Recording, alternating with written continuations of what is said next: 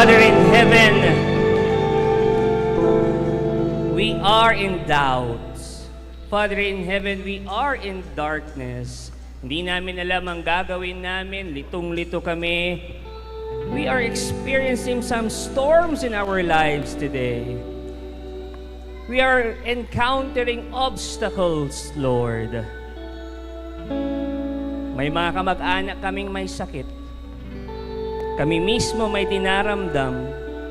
Natatakot kami for the future. Hindi namin alam kung mababayaran pa ba namin yung utang namin.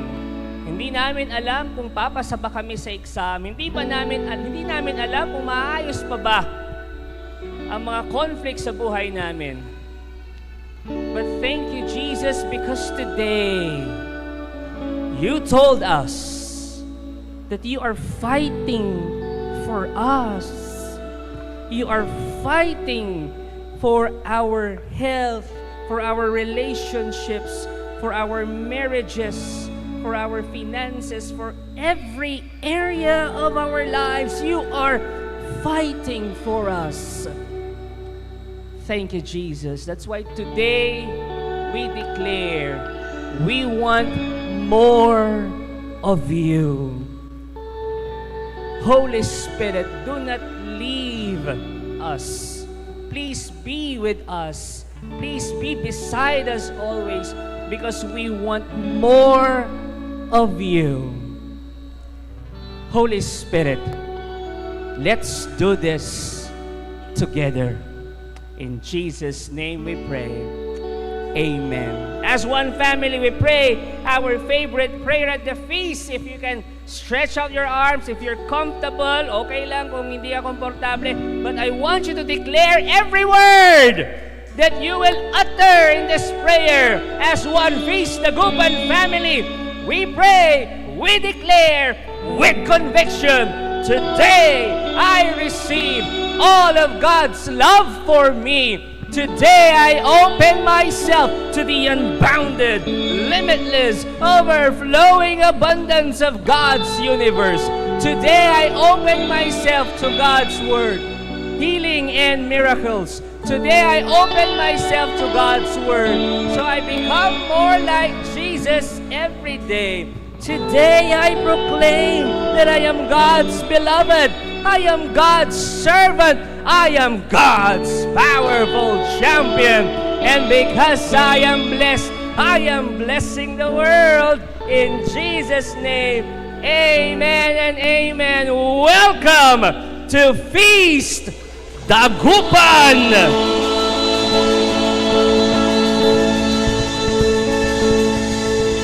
Can we also give a big hand to our worship team? Isa sila sa mga ministries na nandito ng kay aga-aga nagpa-practice for us to be led sa ating worship. Sarado pa ang City Mall, nandito na sila. Saan sila dumaan? Hulog ng langit.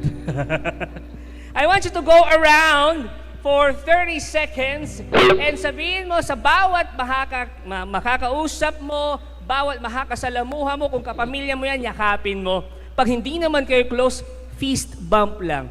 Sabihin mo sa kanya, God is here. 30 seconds, come on!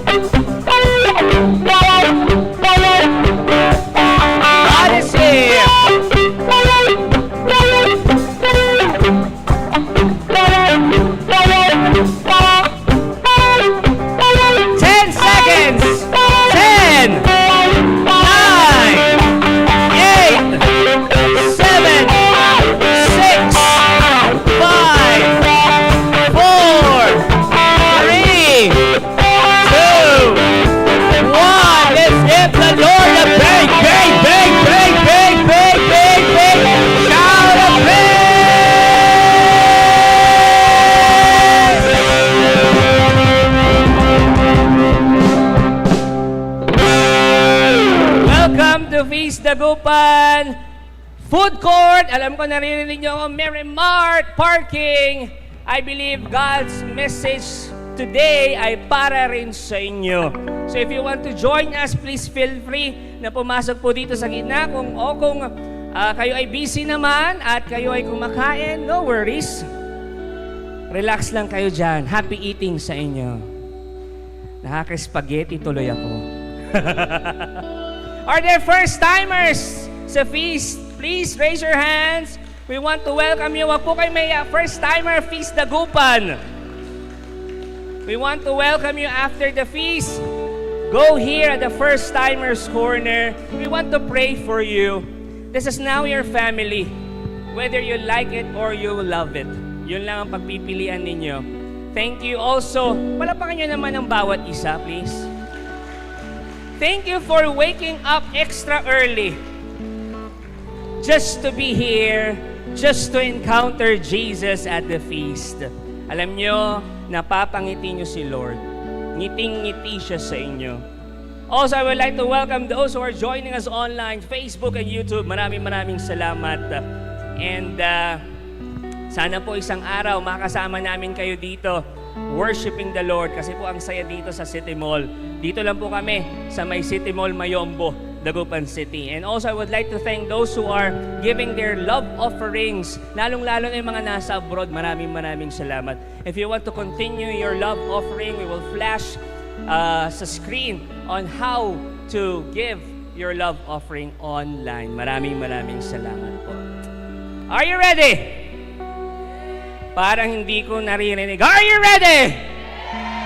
Parang hindi tayo nag-anniversary last year. Are you ready? I want to maintain that energy today. If you're ready, friends, this is the Word of God that tells you, I am here. I am with you. Do not be afraid. Do not worry. I got your back. We honor the Word. We sing.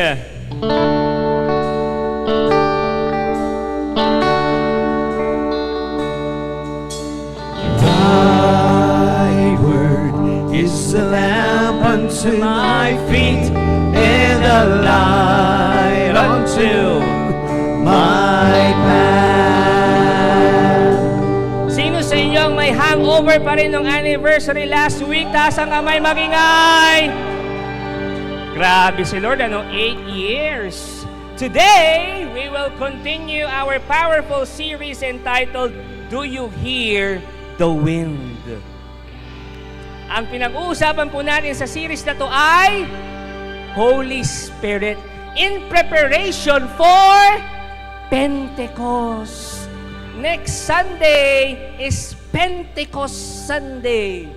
Pansin nyo, kaya Holy Spirit ang pinag-uusapan natin for the past few weeks because we want to introduce to you more sino nga ba yung Holy Spirit. 2 Sundays ago, ano po ang one big powerful message natin? Yan tayo eh. Take not your spirit away from me. Remember, talk to, yun ang one big powerful message natin. Wherein napag-usapan natin ang Hebrew word for spirit, breath, and wind, isa lang. Ano yon? Ruach. Pag narinig nyo ang salitang wind, breath, o spirit, sa Hebrew, isa lang po ang katumbas na salita niyan. Ruach. Sabihin mo nga sa katabi mo, tingin ka sa katabi mo, sabihin mo, ruach. Oh, parang may tumalsik ha. Ibig sabihin, okay, just like the oxygen that we breathe, without God's ruach, we will die. Without God's Spirit, we will die. That's why we need the Spirit. We need the Holy Spirit. And that's also our prayer. Hindi lang one big message 2 Sundays ago. It's also our prayer na wag sanang mawala sa atin yung Espiritu ng Diyos. Because kapag wala ang Espiritu ng Diyos sa atin, we will die. Today, on Talk 3, ang title ng talk natin, The Helper. Sabihin nyo nga, The Helper. And our one big powerful message is this: you need the helper. You need the helper. I want you to tapikin yung katabi nyo, sabihin mo, you need the helper. Yung talagang, ay, oo nga, no? Yung oo nga siya, I need the helper. Let's read our passage for today. Are you ready? Ay, nako, this is beautiful. God will speak to you here. Our passage for today comes from John chapter 14, verses 16 to 17. John 14, 16 to 17. And it says there, basahin natin, I will ask the Father. Jesus ang nagsasalita dito. I will ask the Father, and He will give you another helper. Sabihin mo, helper. So that He may be with you forever. The helper is the Spirit of truth. Please be seated po muna. Mamaya po patatayin ko ulit kayo. I want you to focus on this verse again. Napansin nyo sa binasa natin, anong sabi? The Lord will give us another helper. May isa pa. Bakit another helper? Tanong nyo kung bakit. Because Jesus was the first helper. That's why may another helper. He was the first helper here on earth. Pero pagkatapos ng resurrection, tapos nung ascension niya, which we celebrate today, wala na yung physical presence niya dito. Wala na yung physical presence ng helper. After ng ascension, after 10 days, eto na, sabihin nyo, eto na. After 10 days, the Holy Spirit descended to the apostles. At ang tawag na natin noon, Pentecost. Actually, may meaning pa kung bakit Pentecost ang tawag. But naging significant yung Pentecost celebration noon because the Holy Spirit descended to the apostles. Bakit nag-descend yung Holy Spirit sa mga apostles? Salin niyo kung bakit? Kasi nga, sabi ko, wala na yung physical presence ng helper. The first helper, wala na yung physical presence ni Jesus. That's why, ang Diyos, anong ginawa niya? He sent the Holy Spirit, and the Holy Spirit becomes the helper of the church. Wala na si Jesus, nag-ascend na. Bumaba naman ng Holy Spirit.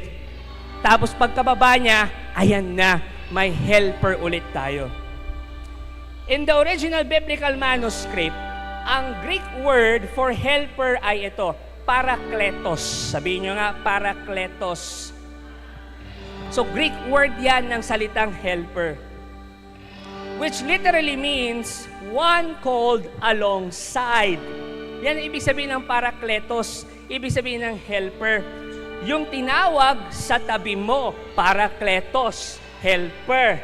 Sa ibang Bible versions, ang translation ng parakletos ay ito, advocate, counselor, comforter. Pero, for the purpose of this talk, mas gusto kong gamitin natin yung salitang helper. Helper. Sabihin nyo nga ulit, helper. Bakit helper? Kasi yung salitang helper, simple at direct to the point. Sa Tagalog, katulong. Helper. Alam niyo dati, ang tawag sa mga house helper ay katulong. Yung mga medyo, hindi naman may edad, pero yung mga nabuhay no mga before 90s, ang tawag sa mga house helper, house help katulong. Diba? Pero something happened noong mga late 90s. Kasi feeling ng mga tao, kapag tinawag mo yung house helper mo ng katulong, parang degrading. Kaya anong ginawa? Pinalitan ng kasambahay. Pero alam nyo, naniniwala ako na wala naman talagang degrading sa salitang katulong. Wala. Wala naman. Siguro, kaya pinalitan yung salitang katulong sa kasambahay para mabawasan yung distansya ng amo at ng empleyado niya, yung house helper. Kasi pag sinabi mong katulong, parang ang layo daw ng distansya. Pero pag sinabi mong kasambahay, parang close na sila. Parang nasa tabi mo na lang kasi kasambahay. Kasama mo sa bahay. Ang susundan nyo, ho? So parang pinalitan siya para lang mawala yung distansya ng amo tsaka ng house helper. Pero alam nyo, habang ako'y nagkakaedad, take note, nagkakaedad, hindi tumatanda. Habang ako'y nagkakaedad, na-realize ko, tinanong ko ang sarili ko, bakit para sa iba, degrading yung salitang katulong? Kung titingnan naman natin, wala rin namang masama sa salitang katulong. At wala ring masama sa pagiging katulong. In fact, in my opinion, the word katulong is beautiful. Tingnan ang katabi, beautiful ba? Pag asawa mo yan, mag-yes ka kaagad. It's beautiful, the word katulong. Bakit? Ano niyo kung bakit? It's a sign of strength and superiority. Ulitin ko katulong is beautiful. It's a beautiful word. Why? Because it's a sign of strength and superiority. Brother Bars, ano ulit? Katulong, sign of strength and superiority. Opo, tama ang narinig nyo. O, tanungin ko kayo sino ang mas malakas? Yung katulong o yung tinutulungan? Diba? Nagigets yung punto ko? Diba? I want you to think about that. Kasi mas malakas palagi yung tumutulong. Mas malakas palagi yung katulong kaysa sa tinutulungan. Kaya mas superior sila. Kasi ibig sabihin nun, hindi mo kaya pag wala sila. Am I making sense? May isang katulong, sabi niya doon sa amo niya, gumising ng umaga, "Sir, ano po ang gusto niyong ihain ko sa almusal?" Sabi nung amo niya, "It's up to you, Inday." Sabi nung amo. So si Inday, after few minutes, naglagay sa hapagkainan nila ng ketchup tsaka tuyo. So nagtaka yung amo, "Inday, what's this?" Sabi nung amo, "Sir, sabi nyo, ang gusto nyo, ketchup tuyo."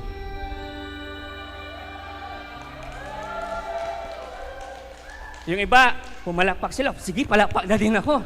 Yung iba, pero buffering pa rin. Explain ko. Ano yun? Alam nyo, isa sa mga blessings naming mag-asawa ni Jobel ay yung meron kaming katulong sa bahay. May kasambahay kami. Hindi siya stay-in. Pero kapag tinawag namin siya, agad-agad nandun siya. Nandun siya whenever we need her to clean the house, o kaya yung dog house, o kaya pakainin yung mga aso, lalo na kapag out of town kami, agad-agad nandyan siya, darating siya. Kasi hindi namin kaya. Masusundan nyo? Kaya kailangan namin ng katulong. Kailangan namin ng tutulong sa amin. Ang ganda ng tawag ni Jesus sa Holy Spirit, katulong, helper. In fact, Jesus calls himself also a helper. Bakit? Kasi ang tawag niya sa sarili niya, servant. A servant is a helper. Servants and helpers are humble, selfless, self-sacrificing. Again, Jesus calls the Spirit helper. Bakit niya tinawag na helper? Because the Spirit is what you need Him to be right now. Krrrr! Cha-ching!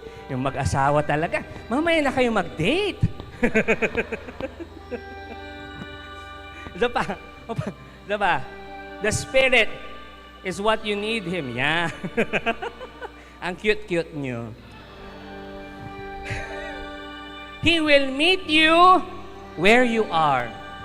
The Spirit. Do you feel alone? I know some of you here feeling niya alone siya. The Spirit is your travel companion. Si Sistes, one of our servants, napapasok na po sa kumbento and we are proud of that. Shout out sa'yo, Sis Tess.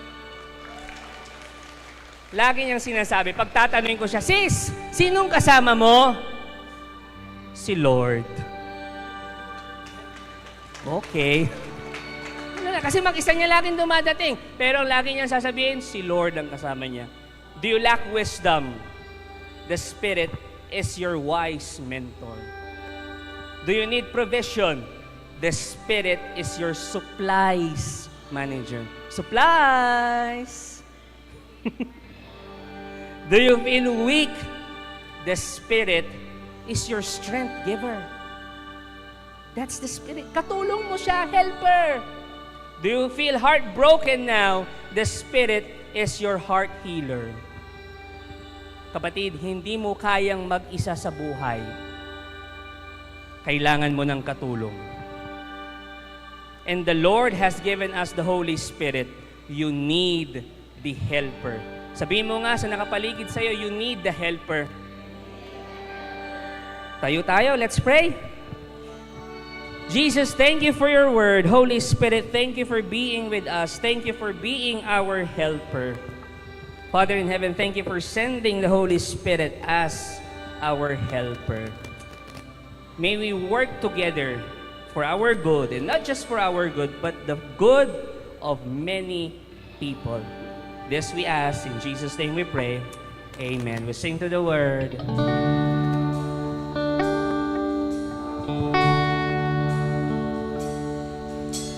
Thy word is a lamp unto my feet, and a light unto my path. Thy word is a lamp unto my feet, and a light unto my path. Let's give the Lord a big hand. Please be seated, everybody. At habang mapaupo ka, pakisabi sa'yo, may message si Lord. Eto na, simulan na natin. Tanong, sino sa inyo ang inabot ang bracelet na ito? Pakita natin. Familiar? Kung naabot niyo, sabihin niyo nga, yippee! Ay na, may mga nadagdagan ng marami ang edad. Yun na lang. Anong ibig sabihin ng WWJD? What would Jesus do? Yung iba, yun pala yun. Parang nung bata ka pa, naabutan mo na yung bracelet na yun, ngayon mo lang alam ang ibig sabihin niya. Dati po, nung ako ay elementary, usong-uso yung bracelet na yan. Actually, hindi ko alam ang ibig sabihin ng WWJD. Pero bumibili ako ng bracelet na WWJD. Bakit? Kasi iba't ibang kulay. Nagustuhan ko yung iba't ibang kulay kasi tiniterno ko lagi sa suot ko. Tapos sinusuot ko siya kapag magbabasketball kami. So dito, uso dati nung elementary ako, uso yung wristband. Meron ba? Wala na nagre-wristband ngayon pag basketball eh. Tapos sa kabila, WWJD na bracelet. So talagang ako rin naging fan ng bracelet na yan. Suot-suot ko siya nung ako ay elementary. Anong taon? Secret. Mga 2022. Pero alam nyo kung saan nagsimula yung bracelet na yan? Tanong nyo kung saan? Sa isang nobela noong 1896. May pinanganak na ba dito noong 1896? Wala pa, di ba? Nagsimula yung WWJD, What Would Jesus Do? Sa isang nobela noong 1896 na ang title, In His Steps. Ang nagsulat, si Charles Sheldon. Nandyan yan yung WWJD. Brother Bars, saan dyan yung WWJD?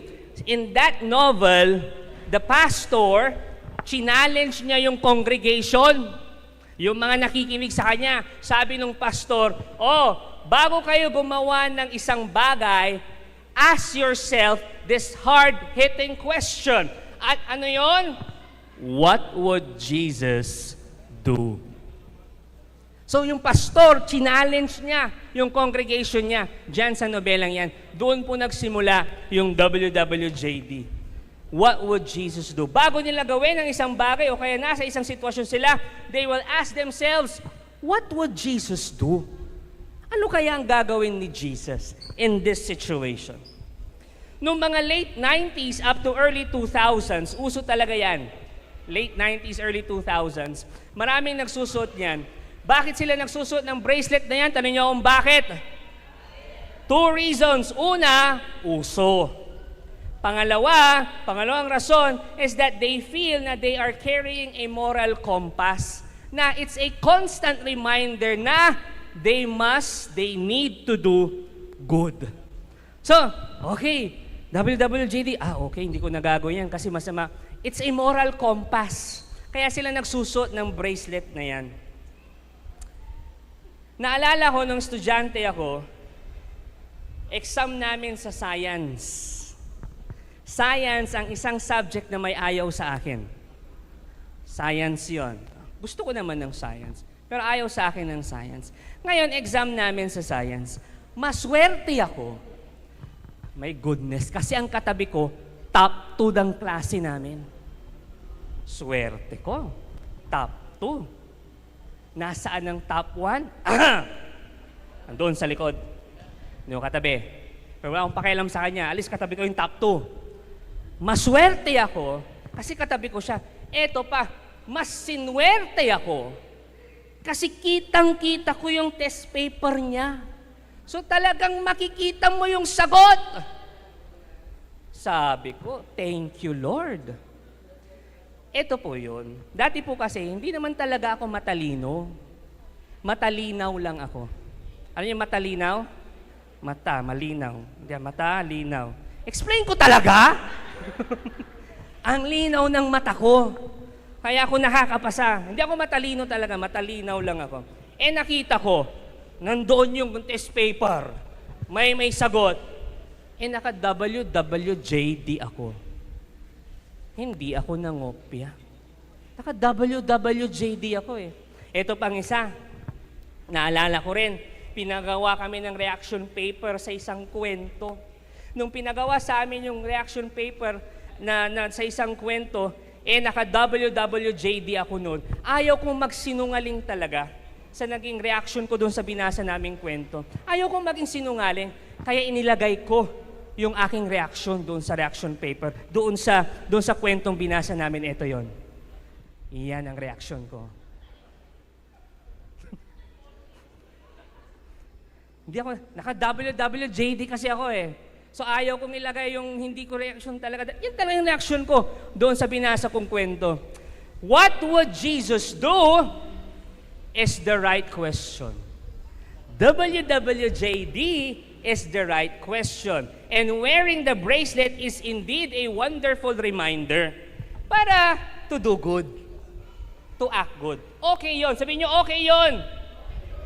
But the big question is this.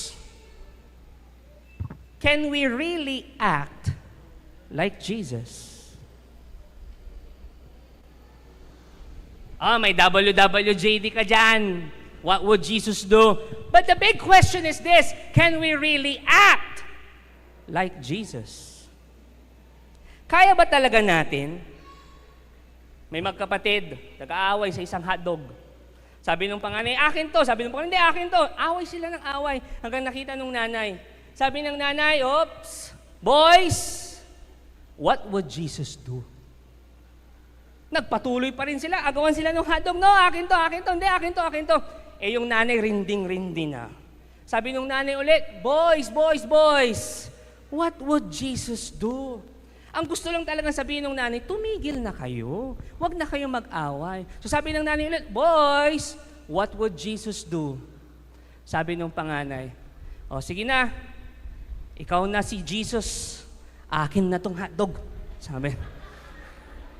Di ba ang hirap? Ang hirap na maging Jesus. Taasan mo. Pantas mo. Ang hirap, di ba? It's hard to live and act like Jesus. In fact, gusto kong i-rate nyo ang sarili nyo, I-rate nyo ang sarili nyo, 1 to 10. 1 lowest, 10 highest, kung gaano nyo kamukha, kaparehas ng pamumuhay si Jesus. Be honest isigaw nyo bibilang ko ng 3, tapos isigaw nyo, okay? I-rate nyo sarili nyo. 1 lowest and highest. 1, 2, 3, go! Grabe, may narinig ako. 1. Kunti na lang, kay Satanas ka na. Taasan mo naman. Di ba ang hirap? Ang hirap maging si Jesus. Pero sa totoo lang, yun talagang realidad eh. Ang hirap maging si Jesus. Every time na nagfi-feast, nagdadasal ka pa araw-araw, nakikimisa pa tayo, pero ang hirap talaga. Yung magbigay, ang hirap. Mahirap? Ay, hindi sila nahihirap. O, mamaya sa LO, alam nyo na yan, ha? Di ba ang hirap magbigay? Lalong-lalo na kapag ikaw din nangangailangan. Di ba ang hirap?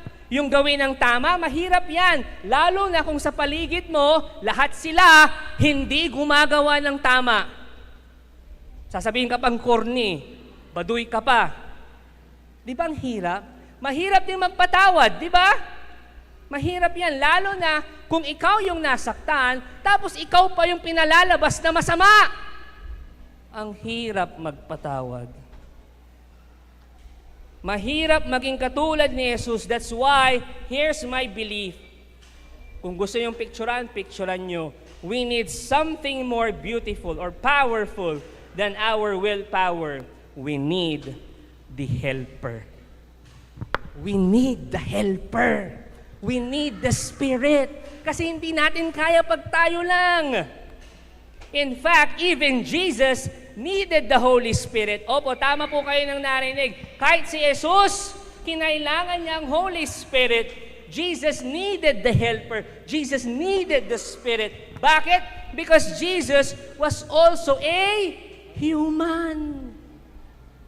When you read the Bible, laging sinasabi diyan, Jesus was conceived by the Spirit. Jesus was baptized by the Spirit. Jesus served by the Spirit. Jesus died by the Spirit. Jesus rose by the Spirit. Yung buong buhay niya, punong-puno ng Spirit ng Diyos. Kasi, kailangan din niya. He also needs the helper, the Spirit. Teka lang, Brother Bars, parang hindi nagme-make sense yung sinasabi mo. Di ba si Jesus Diyos, bakit kailangan niya ng Spirit? Jesus was not just God. He's also a full human. Taong-tao si Jesus. At dahil taong-tao si Jesus, tulad natin, He relied on the Spirit. Taong-tao rin siya, tulad natin na may kaibigan, may trabaho, tulad rin natin, natitempt din siya, tulad din natin, nagkakaroon din siya ng problema, tulad natin, nagsasuffer din siya. Isa lang ang kaibahan natin sa Kanya, never siyang nagkasala. Pero, taong-tao siya. Fully human. And in order to overcome this difficult stuff sa buhay niya, kasi nga tao siya, may strategy siya. May game plan siya. Tanong niyo kung ano? His strategy is this: be Spirit-filled. Dapat punong-puno ka ng Espiritu Santo, ng banal na Espiritu. Pinuno niya ang buhay niya ng Espiritu, kaya nalabanan niya lahat ng challenges sa buhay niya. At yun yung naging strategy niya, at yun din dapat ang game plan natin. Kailangan punuin natin ang buhay natin ng Espiritu Santo. In fact, nung si Jesus nasa Garden of Gethsemane, bago siya ipako sa cross, yung human side of Him, He prayed, anong sabi niya? Father, if you are willing, take away this cup of suffering from me. Natakot. Bakit? Taong-tao siya. Pero, bago matapos ang eksenang yon, He relied on the Spirit. And He said, but not my will, but yours be done. Isn't that beautiful? Jesus, our Almighty God, the Maker of the universe, pinakamalakas na nilalang sa buong sangkatauhan, relied also in the Spirit. Kung si Jesus nag-rely sa Spirit, ikaw pa kaya? I want you to reflect on this. If Jesus himself relied on the Spirit to live out his calling, how can we even think of making it on our own? Si Jesus nga, kinailangan niya ng Spirit. Ikaw pa kaya? Tayo pa kaya? Pakisabi nga sa katabi mo, ikaw pa kaya? With feelings. Ikaw pa kaya? Mahihinang nila lang tayo. Mayabang lang tayo. Pero mahihinang nila lang talaga tayo. Marurupok tayo. That's why we need the helper. Tapikin mo uli yung katabi mo. Sabihin mo, you need the helper. Today, we will share with you 3 ways how the helper helps us. Ilan uli? The first 2 will share by my co-preacher for today. Please welcome the youth ministry head of Feast Dagupan, Brother Cedric Baranda.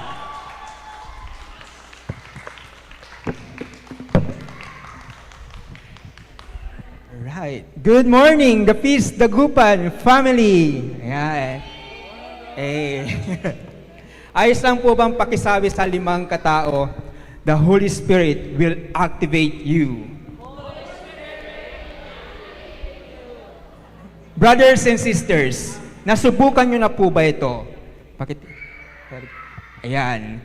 Alam niyo yung tipong gigil na gigil ka na, yung kating-kating na yung bunganga mo magsabi ng masasamang words, di ba? But the Holy Spirit stopped you. Because the Holy Spirit is our helper, di ba? So here's the first way that the helper helps. Are you ready? First, the helper accompanies you. Yan. Jesus called the Spirit Paracletus. Can everybody say Paracletus? Na ang ibig sabihin ay one called alongside. Pakitignan ng katabi. Kung kamag-anak mo yan or kaibigan, pakisabi or pakitanong, will you be my Paracletus? Will you be my Paracletus? The real question here is this. Kailan nga ba natin natanggap ang banal na Espiritu? Sa mga magulang na nandito, pakitaas ang mga kamay. Ayan. I want you to imagine your children and ask yourself, kailan nga ba nila natanggap ang banal na Espiritu? During the baptism ba or during the sacrament of confirmation? Or pwede nyo ring itanong yung sarili nyo, kailan nga ba dumating ang Holy Spirit sa buhay ko? We experience the Holy Spirit in a profound way through the sacrament of baptism and through the sacrament of confirmation. Through the sacrament of baptism, it signifies that we are belong to God and His church. Habang ang sacrament of confirmation naman ay the Holy Spirit will empower us to serve the Lord. Pero, may good news po ako. Pakisabi ano? Secret. I-joke lang. Genesis says, from the moment your child was conceived in your womb, God already breathed His Spirit into him. God already breathed His Spirit into him. And when we say breath, diba? Or in Hebrew word, ruach, it's the same word for the Spirit. Yan. That's how God created us. Ganito tayo ginawa ng Diyos. He breathed the breath of life into the man's nostril, and the man become a living person. So dear friends, my dear Feast Dagupan family, since day 1 pa lang, the Spirit was already helping you, loving you, comforting you, and guiding you. Kahit na nasa sinapupunan ka pa lang ng nanay mo, you were already blessed. Because even before you did anything good, you were already loved by the Spirit. Sa simula pa lang, kamahal-mahal ka na. Bago ka pala gumawa ng tama o mabuti, kamahal-mahal ka na. Again, even before you did anything good, you were already loved by the Spirit. Second, the helper empowers you. Ulitin natin, the helper empowers you. Question, sino-sino po dito ang may mission statement? Pakitaas ang kamay. Mission statement? Ayan. I guess lahat naman tayo meron, di ba? In my 8 years serving the Lord, my mission statement is this: empower you through Jesus. Kaya naman, baka naman, this coming July 25 to 27, di ba? Camp Carrier 2025 at 567 Resort Bimalay, Pangasinan. So, mag-ingay, young people! Ayos lang bang tumayo yung mga youth servants dito na nakapag-camp kalye na? Tayo, mga youth servants. Ayan, yung mga iba, wala dito kasi napagod sa swimming, di ba? I want to honor these young people. The reason behind why these young people serving the Lord at Feast Dagupan, because they're all empowered by the Holy Spirit. Naalala ko pa noong year 2023 and year 2024. Sorry, year 2023, year 2024. Itago natin sa pangalang Epiphany and Lorraine, di ba? Itong dalawang babaitan na ito, di ba? Kahit nagasgas na yung mga tuhod nila, di ba? Kakalaro, nagpatuloy pa rin sila. And the good thing is, nag-champion pa yung isa, di ba? That's the power of the Holy Spirit. Sorry po, Epiphany and Lorraine. So same true with Jesus. Even si Jesus, meron din siyang mission statement. Pero hindi siya yung nagsulat. Si Prophet Isaiah ang nagsulat para sa kanya. Sabi dito, one day, Jesus visited his hometown synagogue and read from the scroll of Isaiah. At ang sabi, the Spirit of the Lord is upon me, for He has anointed me to bring good news to the poor. He has sent me to proclaim the captives will release, that the blind will see, that the oppressed will be set free, and the time of the Lord's favor has come. Napansin niyo po ba yung first line, di ba? Yung first line mission statement ni Jesus, the Spirit of the Lord is upon me, the Spirit. So it means to say, Jesus will accomplish His calling by the Spirit. And the same Spirit who helped Jesus to accomplish His life calling is the same Spirit who will help you, who will help us to accomplish our life calling. So today, brothers and sisters, perhaps, God is asking you to step out your comfort zone and to do a bold move. A move maybe in your mission, a move maybe in your finances, in your health, a move maybe in your studies, in your business, a move maybe in your family or in your relationship. And you can only do this through God's power. The Gospels say, Jesus, full of the Holy Spirit, returned from the Jordan River. If Jesus needed the Spirit to do His work, how much more do we need the Helper? Always ask God's power, and He will accompany you, and He will empower you. Amen? Brother Bars? Let's give a big hand to Brother Cedrics. Mamaya po, bibigyan pa namin kayo ng detalye tungkol sa ating Camp Calye. Sabihin nyo nga, grabe ang Holy Spirit. For us preachers, I know my brother preachers, naka-experience na rin siguro ng ganito. May mga times talaga, kapag nagbibigay kami ng talk, hindi tumatama.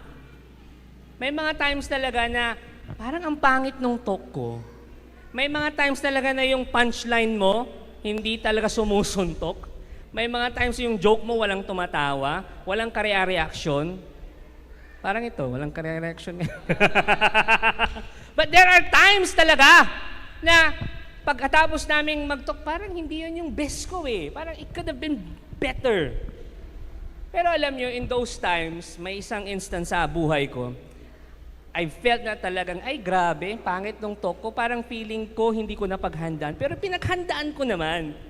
So, sabi ko, wala. Kung i-rate ko ang sarili ko, mababa ang rating ko. And then after my talk, may umapproach sa akin, sabi niya, grabe brother Bars, yung talk mo nangusap sa akin yung Holy Spirit. Na-touch talaga ako. Grabe, na-move ako doon sa mensahe mo. Ako naman nakatanga, Tapos patuloy siyang nagsalita. Sabi niya, uy, lalo na nung sinabi mo yung ganito, sinabi niya yung linya. Wala akong sinabing ganon. Alam ko yung talk ko, alam ko yung script ko Pero sabi niya, ang ganda ng binato mo yun. Sabi ko, thank you, praise God. Pero wala talaga akong sinabing ganon. Tanong niyo ako, what happened, Vars? I know, Holy Spirit, right? It's the Holy Spirit. It's the Holy Spirit. The Holy Spirit working in us. Again, I want you to high-five 7 people. Tell them our one big powerful message. You need the helper. Recap. The helper, ano yung una? Accompanies you. Pangalawa, the helper empowers you. Ito yung pangatlo. The helper corrects you. Pakiulit. Jesus spoke the Spirit of truth ng paulit-ulit. Paulit-ulit niyang sinabi yan, yung the Spirit of truth. Sabi niya, basahin natin, John 16:8 and 13, sabi niya, and when He comes, He will convict the world of its sin, and of God's righteousness, and of the coming judgment. Verse 13, when the Spirit of truth comes, He will guide you into all truth. Alam niyo, the Holy Spirit exposes sin in our lives. The Holy Spirit exposes sin in our lives. Ipapakita niya sa'yo para ano? Para sabihin sa'yo na hindi yan bagay sa'yo. Yung kasalanan mo, yung paulit-ulit mong kasalanan, hindi yan bagay sa'yo. Kaya ine-expose niya sa'yo. That's the job of the Holy Spirit. Para ipakita sa'yo yung maling ginagawa mo. Pero hindi lang yon. The Holy Spirit also change your life. He changes your life. May mga feasters po tayo na talagang binago ng Diyos ang buhay. And kung naririnig nyo to, alam nyo na kung sino kayo. May mga attendees tayo ng feast na nag-away sila ng nanay niya, pero after umattend ng feast, nagkabati na sila. Close na sila ng nanay niya.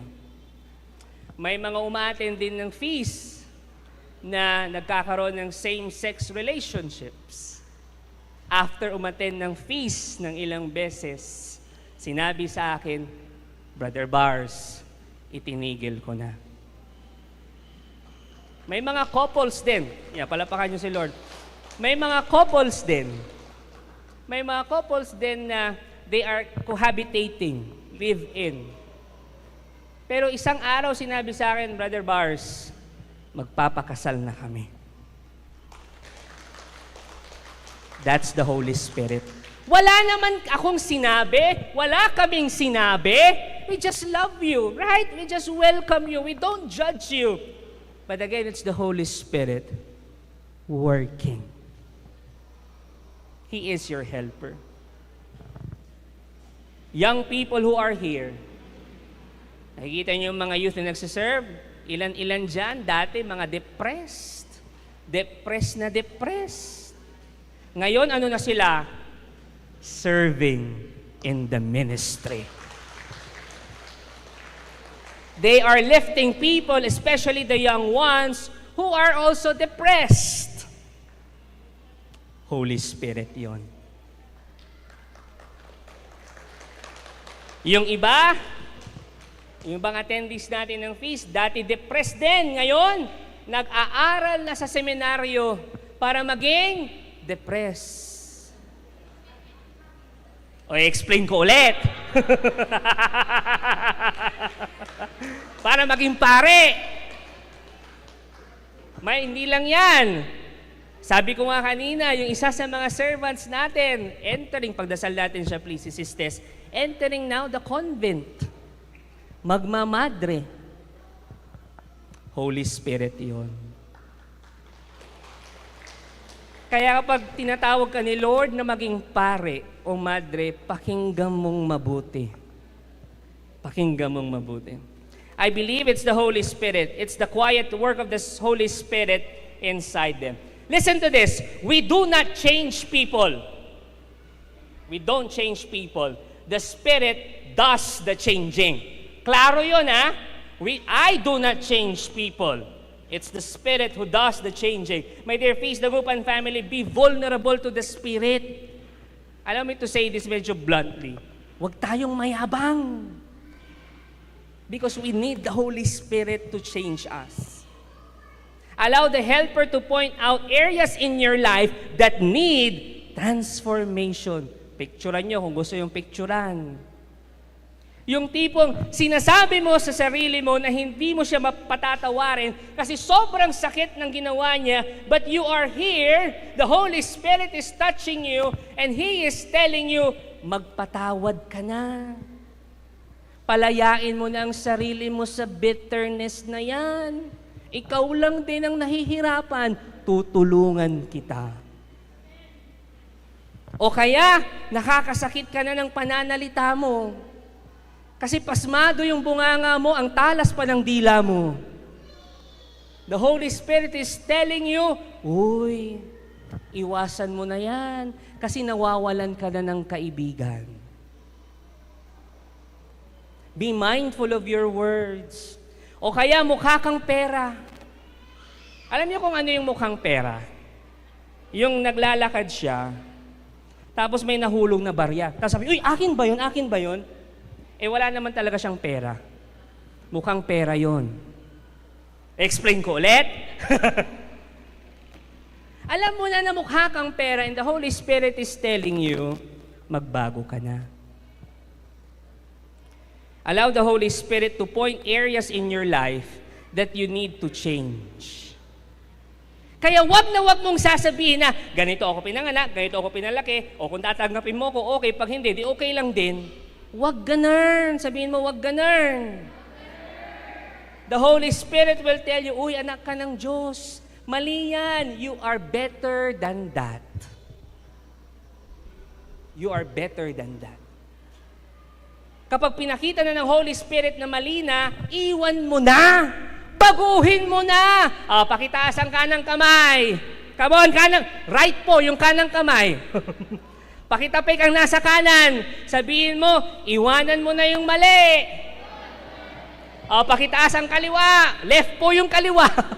Pakitapik ang nasa kaliwa. Sabihin mo, baguhin mo na yung mali.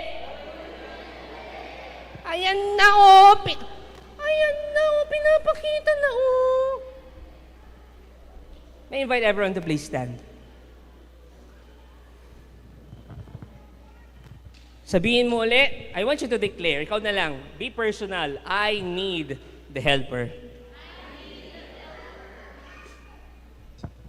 We invite also the worship team to please join me.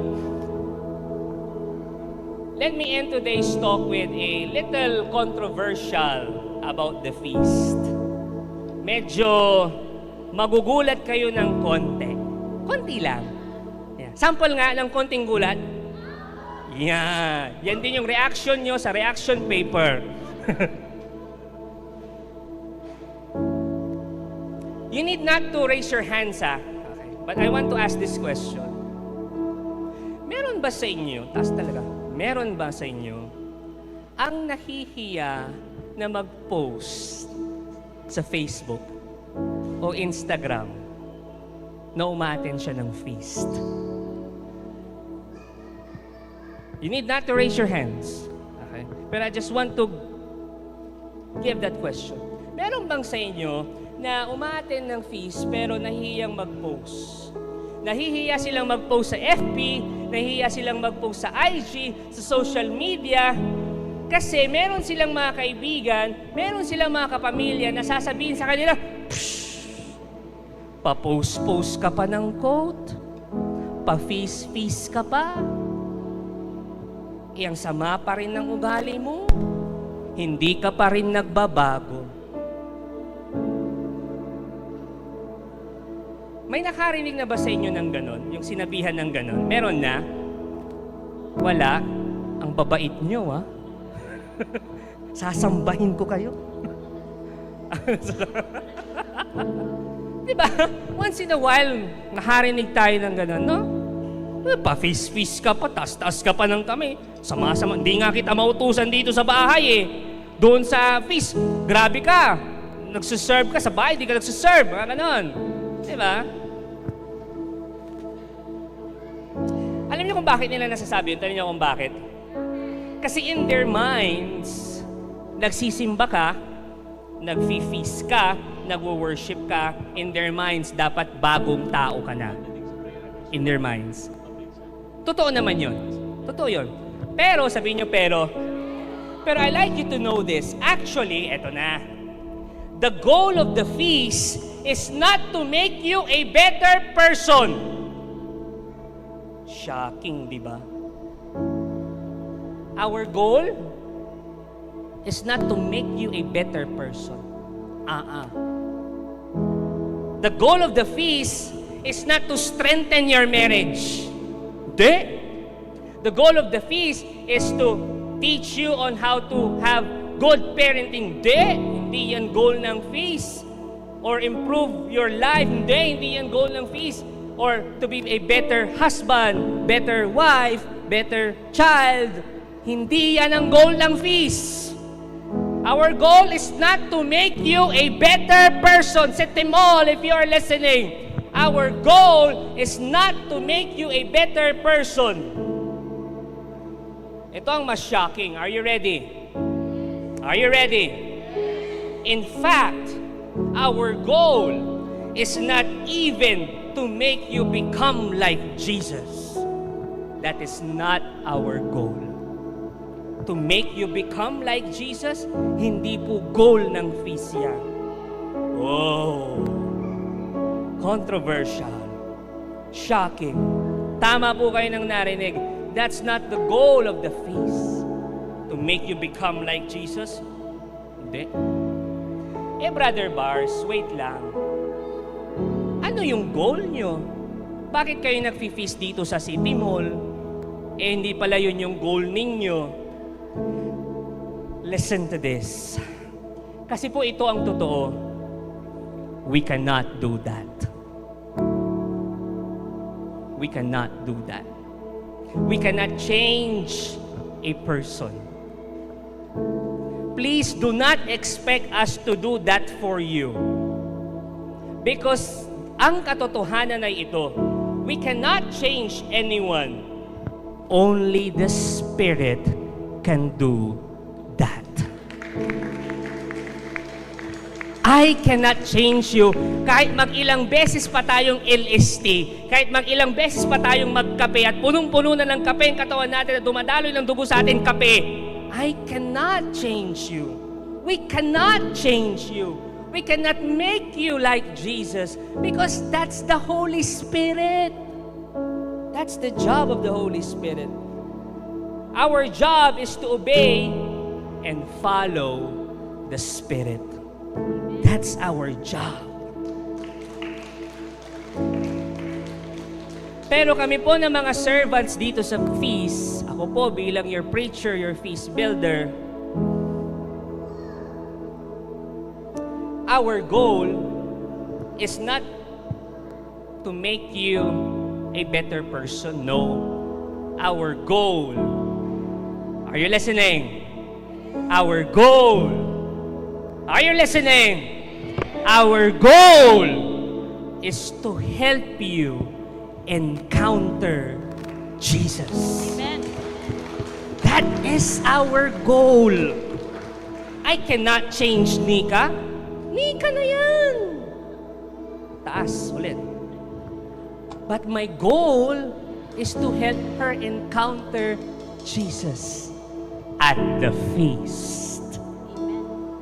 Na sa tuwing pupunta kayo dito sa Feast Dagupan at sa iba pang mga feast sa buong mundo, yung makakasalamuhan mo, may encounter mo yung Holy Spirit. I pray in every talk na binibigay ko, ma-encounter nyo si Jesus. In every song that they sing, you encounter Jesus. In every production detail that they do, my prayer is that you encounter Jesus. In every sound that comes out from the speaker, my prayer is that you will encounter Jesus. In every smile ng mga ushers at greeters natin, I pray that you encounter Jesus. In every listening ear, in your LGs, light groups, in your small group sharings, in your prayer uttered, in every friendship that you have here at the feast, in every camera angle, lyrics flash, chairs arranged, lesson plans, activities sa Awesome Kids Ministry, in every event, in every year, our goal is to help you encounter Jesus. Amen.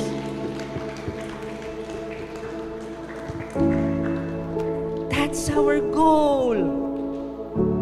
Because only Jesus and the Spirit can make you, not me, not Cedric's, Brother Bry, Brother Marlo, Brother Lawrence, our worship team. No! Kahit kausapin nyo kami ng buong araw, buong taon, we cannot change you into a better, because only Jesus and the Holy Spirit can make you a better person. Amen. Sila lang. Only Jesus and the Spirit can strengthen your marriage. Only Jesus and the Spirit can help you in your parenting. And only Jesus and the Spirit can make you become like Jesus. Amen. Sila lang. That's why that's our prayer. We help you encounter Jesus here. Kaya po ito ang rason kung bakit ang kulit-kulit ko sa inyo. Perhaps most of you here, PDPM ko halos weekly, attend kayo ng feast. Huwag kayong a-absent. Because you will encounter Jesus here. You will encounter Jesus here. Because we need the help of the Spirit. No matter what state you are in, punta ka dito sa feast. Kahit ano pa ang nagawa mo, punta kayo dito sa feast. Kahit na feeling mo ang dumi-dumi mo sa mga kasalanang nagawa mo, pumunta ka lang dito sa feast. Kahit na feeling mo, walang nagmamahal sa'yo, punta ka dito sa feast. Kahit matagal ka nang uma-attend ng feast, pero matagal kang nawala, balik ka lang sa feast. Balik ka lang! Hindi mo alam ang gagawin mo sa buhay, litong-lito ka, naliligaw ka, pumunta ka lang sa feast. Hindi ka sigurado sa vocation mo, sa calling mo, pumunta ka lang dito. Naiisipan mo na to end your life? Be here at the feast. May addictions ka? Punta ka lang dito sa feast. If you're having premarital sex, extramarital affairs, sex outside marriage, attend ka lang ng feast. Attend ka lang. If your heart is filled with pride, anger, hatred, resentment, go to the feast. Go to church anyway. Go to church. Go to feast. The Spirit will guide and empower you. If you're a sinner, go to the feast. Go to church anyway. Not because we can change you, but someone greater than us is here. That's why go to the feast. Attend the feast. share the feast. The Spirit is here. And the Spirit can correct you. The Spirit can change you. Because the Spirit knows you cannot do it alone. You need the helper. Before we come into prayer, we continue to ask, what would Jesus do? WWJD. Or where the WWJD kung meron ka pang ganun. But at the same time, we also pray until the Spirit helps. Push. WWJD here. Push bracelet here. Pray until the Spirit helps you. Push lang ng push. Brothers and sisters, the Spirit really wants to help you. Ang tanong na lang, will you allow Him to help you? I pray that your answer is yes, because we need the helper. May I invite everyone to please close your eyes. Huwag niyong pansinin yung mga nasa paligid niyo and just be with the Spirit. And I want you to put your right hand over your left chest and say this prayer after me. Declare this. As you close your eyes, you feel the Spirit, please. Open your heart to the Spirit. Huwag mo nang pakialaman yung mga nasa paligid mo. Just be with the Spirit and say this prayer after me. Jesus, I have problems. I have issues. I have sins. Life is hard. And I know I have no one to turn to but you. I know I cannot fight my battles on my own. I need you. I need your Spirit. I'm surrendering my pride, surrendering my life. I'm lifting my hands. I'm lifting my heart. I know I will make it because you are my helper. In Jesus' name we pray. In Jesus' name we pray. In Jesus' name we pray. We worship the Lord today.